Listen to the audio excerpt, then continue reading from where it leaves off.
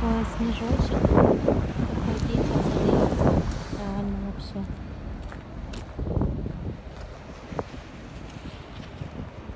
И солнышко еще вылезло.